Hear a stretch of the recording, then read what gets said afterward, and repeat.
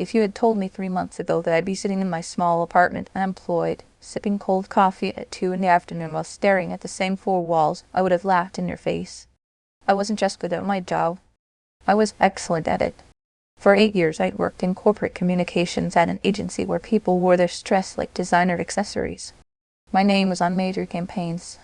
I'd handled crises for multi-million-dollar clients, and I'd built a reputation as someone you could count on to deliver. I was the kind of person who proofread her own text messages before sending them. I never ever made careless mistakes. That Tuesday morning started out so ordinary it hurts to remember. I spilled coffee on my blouse and cursed under my breath, then ducked into the bathroom to scrub it with paper towels. The office was humming, phones ringing, fake laughter bouncing off the glass walls. At my desk, I pulled up the spreadsheet and started checking numbers, half listening to Maya do her usual bit of gossip over Slack. Then Claire's assistant pinged me. "Claire needs to see you." Now, I grabbed my notebook. Old habit, even though half the time I never wrote anything down in those meetings, and headed down the carpeted hallway. Claire's door was closed, and I stood there for a second, smoothing my hair, rehearsing a smile. When I went in, she was already staring at her monitor, lips pressed together. "Hey," I said, trying for breezy. "What's up?" She didn't look up, just gestured for me to take the chair across from her desk, and then, without a word, she spun her monitor so it faced me. There it was. The subject line: "You're incompetent, and I'm tired of covering for you." At first I actually laughed. "Claire, come on," I said, waiting for her to crack a smile, to let me in on the joke. But she just stared at me, her expression unreadable. "Read it," she said. So I did. Paragraph after paragraph. It ripped into the client's work ethic, professionalism, and intelligence. It was vicious. At the end, if you want to ruin your own brand, that's fine. Just don't expect me to keep saving you from yourself. And then my name. My full name. My mouth went dry. "Claire, I didn't write this. I would never. It was sent from your company email account at 10:14 last night," she said flatly. "The client forwarded it to me directly. They're upset." "I wasn't even online last night," I protested. "I was at home. Nate and I were watching that documentary series." She held up a hand. "It is looking into it. But you understand how serious this is." I understood all too well. This client wasn't just important. They were the kind you bend over backwards for because losing them could tank a quarter's revenue. I left Claire's office in a daze, ignoring the stares from people in the hallway. My hands shook as I typed my password at my desk. My inbox was already filling with one-line emails from coworkers. "Are you okay? What happened? Holy crap. Tell me this isn't true." I checked my sent folder. The email wasn't there. That gave me hope. Maybe I could trace it and prove it wasn't me. But I could feel the eyes on me. Across the room, someone whispered to a neighbor. Maya didn't meet my gaze when I passed her desk on the way to the bathroom. In the stall, I pressed my forehead to the cool metal and tried not to cry. The rest of the day was a blur. I tried to concentrate on work. There was a deck due for another client, a crisis call scheduled for noon. But my mind kept replaying Claire's voice, cold and clipped. He was looking into it, as if that meant anything. As if they'd care. When I got home that night, Nate was waiting.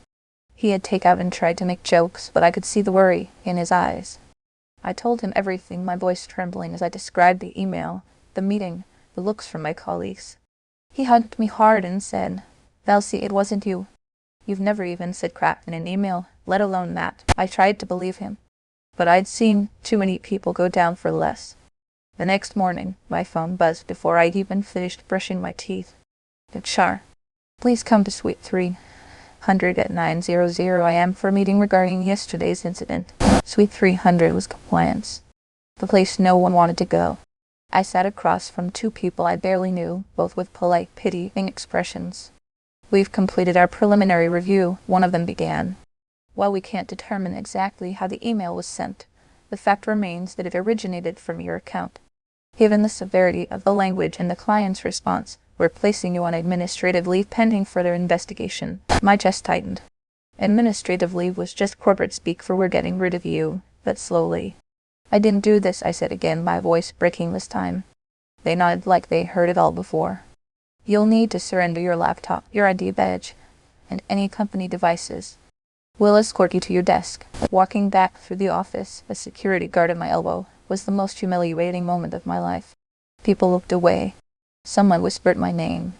Maya sat at her desk, typing furiously, eyes glued to the screen. I packed my things in silence. My hand shook as I dropped my badge into the little envelope they gave me. I left the building with a cardboard box and a pit in my stomach. At home, I collapsed on the couch, box at my feet. Nate brought me tea. I didn't drink.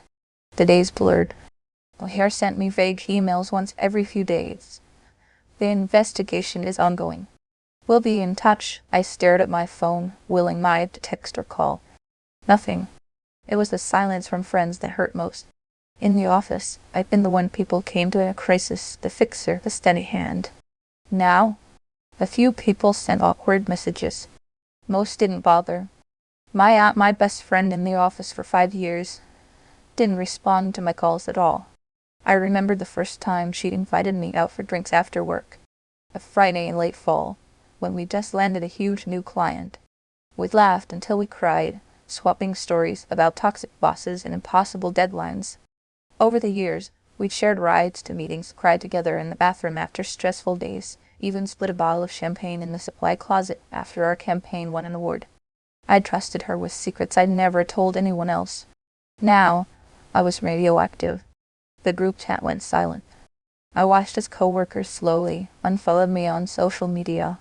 I scrolled through old photos, company retreats, happy hours, Maya's birthday dinner, and wondered what I'd done to deserve this. One night, I couldn't sleep. I lay awake, replaying every interaction I had with the client over the past 6 months, searching for some hidden trigger. And I slipped up, and too blunt, the anxiety ate me alive. Nate did his best. He cooked, he cleaned, he tried to distract me with movies and long walks. But I saw how he looked at me when he thought I wasn't watching, like he was afraid I was breaking. 2 weeks in, something shifted. Nate and I were leaving a little Italian place downtown, the kind with checkered tablecloths and bad lighting, when I spotted Maya walking out of a trendy fusion restaurant across the street. She wasn't alone. Claire was with her. I froze, heart pounding, as I watched Claire hand Maya a manila folder. Maya took it quickly, glancing around like she didn't want to be seen. Nate followed my gaze. Is that? Yeah, I said. That's them. We watched as they walked to the corner, laughing about something, then split up. I felt sick. That night I lay awake, mind racing. Was it possible? I remembered something. Maya had once shared her Dropbox with me for a joint project. I still had the link somewhere. I dug through my old emails until I found it. I knew it was wrong, but at that point, I was desperate. When I clicked the link, most of the folders were work-related. Client decks, budgets, presentations. But one was labeled personal. Inside were random files. Resumes, old photos, and one Word document titled Draft Client Email. My pulse pounded as I opened it. There it was. Word for word, the exact email that had been sent from my account. Same insults, same closing. Even the timestamp was 2 days before it went out. At the very top was a line in red font. Will send from my name S account Sunday night. Claire will handle the rest. My hands shook as I took screenshots of everything. Then I did something I probably should have done from the start. I went straight to someone I trusted in IT. Mark, the head of cybersecurity, owed me a favor from months back when I'd helped him draft messaging for a breach incident. I called him, explained the situation, and sent him the files. He didn't hesitate. Give me an hour, he said. I paced the apartment, heart hammering. Nate hovered, asking if I wanted tea, if I needed to sit down, if maybe I should call a lawyer. I told him to wait. An hour later, Mark called back. Your account was accessed from Maya's home IP address on the night the email was sent, he said. Claire approved the VP, and override that allowed it. It's all in my logs. Relief crashed over me, followed by pure burning anger. I'd been humiliated, suspended, and iced out by my friends. All because these two wanted me gone. The next 48 hours were a blur. Mark forwarded the logs to HR. I sent them the Dropbox screenshots. The VP called me personally, voice tight with embarrassment, to apologize for the mishandling of this situation. Within 2 days, both Maya and Claire were no longer with the company. The VP He offered to reinstate me with full back pay. He talked about how much the company valued my work, how sorry they were, how it was all a terrible misunderstanding. I listened in silence, weighing my options. Coming back didn't feel like a victory. The office was different now. People avoided eye contact. Whispers followed me into meeting rooms. Some apologized for believing the rumors. I always knew you couldn't have written that. But others never spoke to me again. The group chat never revived. I sat at my old desk, the air around me colder than before. I kept my head down, did my job, and quietly hired an attorney. The civil suit for defamation and intentional infliction of emotional distress didn't take long. With the emails, the server logs, and Mark's testimony, they didn't stand a chance. We settled out of court for an amount I can't disclose, but it was enough to pay off my car, take Nate on the Italy trip we'd always dreamed about, and still have a cushion in the bank. But more than the money, it gave me closure. They had tried to erase my career and my name, and instead they erased themselves. And yet I never really got over it. I learned that in corporate life, talent and loyalty don't always matter as much as politics and positioning. I learned that even people you trust implicitly might have their own agenda. Sometimes, the person you call first in a crisis is the one quietly setting you up behind your back.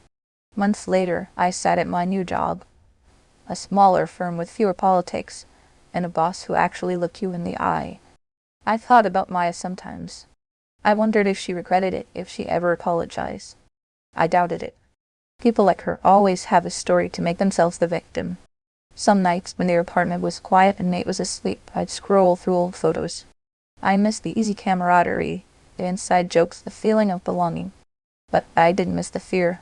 Constant anxiety that one wrong move could end it all. I learned that sometimes the worst thing you can do to someone who's wronged you isn't to scream or beg or plead your case. It's to quietly gather your proof, take your time, and let them think they've won, right up until the moment you take everything from them. I'm not sure I'll ever trust the way I did before. But I know this. When the walls close in, and everyone turns away, the only thing you have left is yourself. And if you're lucky, one or two people who will stand in your corner when it counts. The rest, let them whisper. Let them stare. You get up, you keep moving, and you never let them take your name again.